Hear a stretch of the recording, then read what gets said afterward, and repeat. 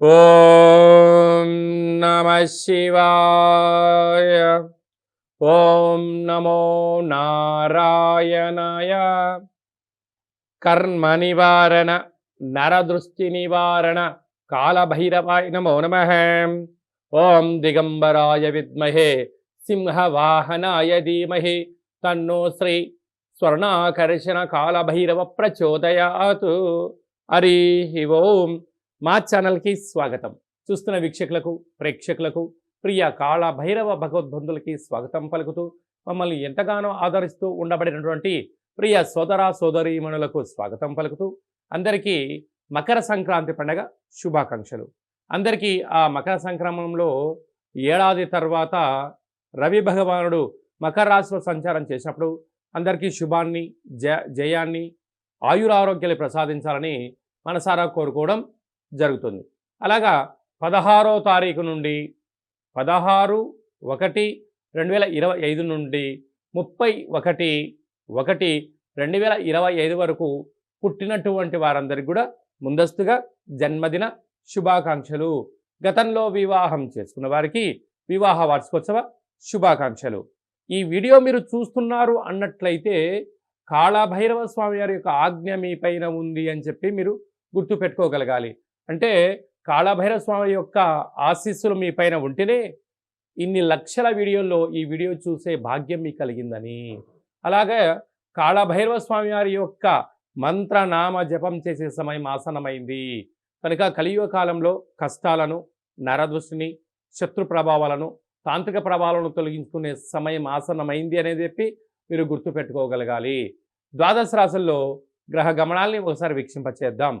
వృషభ రాశిలో దేవగురు బృహస్పతి సంచార స్థితి, అలాగనే కర్కాటక రాశిలో కుజ భగవానుడు నీచభంగ రాజయోగ సంచార స్థితి, కన్య రాశిలో కేతు సంచార స్థితి, ధనుసు రాశిలో బుధ సంచార స్థితి, మకర రాశిలో ఏడాది తర్వాత రవి భగవానుడు సంచార స్థితి, కుంభరాశిలో శుక్రుడు మరియు శని సంచార స్థితి, మీనరాశిలో రాహు సంచార స్థితితో ద్వాదశ రాశుల్లో గ్రహ గమనాలు ఈ విధంగా ఉన్నాయి. ధనుసు రాశి వారు పుష్యమాస బహుళాష్టమి అమావాస్య బుధవారము ఉత్తరాషాఢ నక్షత్ర సందర్భంగా ఎలాంటి విధిని పాటించడం వలన జాతకంలో ఉండబడిన అర్ధాష్టమ రాహు, అష్టమంలో ఉండబడిన కుజదోషం తొలగిపోయి కష్టాలకు పులుస్తా పెట్టి ఐశ్వర్యానికి ఆనందానికి స్వాగతం పలుకుతారో ఈ వీడియోలో సవివరంగా సంపూర్ణంగా తెలుసుకుందాం. ధనుసు రాశిలో ఏ నక్షత్రాలు వస్తాయనగా మూలా నక్షత్రంలోని 4 పాదాలు, పూర్వాషాఢ నక్షత్రంలో 4 పాదాలు, ఉత్తరాషాఢ నక్షత్రంలో 1 పాదం కలిపితే ధనుసు రాశి. చాలామందికి పుట్టినటువంటి కాల సమయంలో డేటా ఆఫ్ బర్త్లో లేనటువంటి కారణం వలన పేరు యొక్క మొదటి అక్షరాన్ని అనుసరిస్తూ ఆ రాశిని తెలుసుకునే ప్రయత్నం చేద్దాం. ఏ, యో, బా, భీ, బూ, ధా, బా, డా, బే అక్షరాల వారందరూ కూడా ధనుసు రాశి జాతకులే. ధనుసు రాశి యొక్క అధిపతి దేవగురు బృహస్పతి. ఏడాది తర్వాత బుధ భగవానుడు రాశిలోనే బుధుడు సంచారం చేయడం వలన పెట్టుబడులు, ఆకర్షణ, కొత్త ఆలోచనలు, ప్రయత్నము, ఉద్యోగము, గృహ మార్పు, స్థల మార్పులలో ఈ ప్రయత్న లోపం లేకుండా చేసినట్టయితే ఆపై భగవంతుడి యొక్క ఆశీల చేత మంచి కాలము అని చెప్పి గమనించవచ్చు. 2వ స్థానంలో ఏడాది తర్వాత రవి భగవానుడు శత్రుస్థానంలో సంచారం చేయడం వలన అనవసరమైన ఖర్చులు పొంచి ఉన్నాయి. ఆరోగ్య పరిస్థితి అనుకూలంగా ఉండదు. డబ్బులు ఖర్చు అయిపోయే పరిస్థితి ఉంటుంది. ఖర్చులను నియంత్రించే మానవ ప్రయత్నం చేయండి. అలాగే తృతీయంలో శుక్రుడు శని సంచార స్థితి ఉండడం వలన అనేక రకాలమైనటువంటి ఇబ్బందులు, లావాదేవీలు, ఓటీపీలు, బంగారు ఆభరణాలు, క్రయ విక్రయాలు స్వల్పమైనటువంటి ఇబ్బందికి గురయ్యే పరిస్థితి ఉంటుంది. అర్ధాస్తమ రాహు శత్రువులు పొంచి ఉన్నారు. అనారోగ్యము, నరాల బలహీనత, సీజన్లకు వచ్చే వ్యాధులు ఉన్నాయి. తస్మాత్ జాగ్రత్త. 6వ స్థానంలో గురు సంచార స్థితి ఉండడం వలన ఎప్పుడు ఏమైనా జరుగుతుందేమో, అందరూ నన్ను చూస్తున్నారు, అలాగా రుణ భయం, చోర భయం, అగ్ని భయంతో అనేక రకాలుగా ఇబ్బందికి గురయ్యే పరిస్థితి చాలా అధికంగా ఉంటుంది.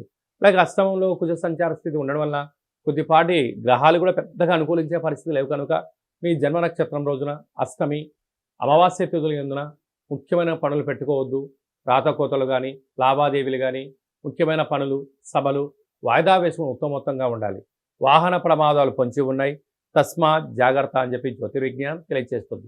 ఇలాంటి కాల సమయంలో ఒక కూష్మాండ దీపాన్ని వెలిగించి పూజా మందిరంలో ఉంచి తదనంతరం ప్రవహించే నీటిలో కానీ తెల్లజిల్లి వృక్షం దగ్గర పెట్టడం వలన కుజదోషం, సర్పదోషం, నాగదోషాలను కూడా తొలగిపోతాయని చెప్పి గమనించాలి.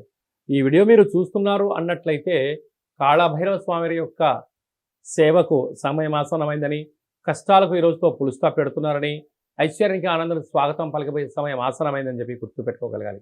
సాఫ్ట్వేర్ ఉద్యోగస్తులు, హార్డ్వేర్ ఉద్యోగస్తులు, జర్నలిస్టులు, యూట్యూబ్, వాట్సాప్, ఫేస్బుక్, క్రియేటివిటీ రంగాలు, సినిమా రంగాల్లో ఉండబడిన వారందరికీ కూడా ఈ ప్రక్రియ చాలా అవసరం అని చెప్పి కూడా గుర్తుపెట్టుకోగలగాలి.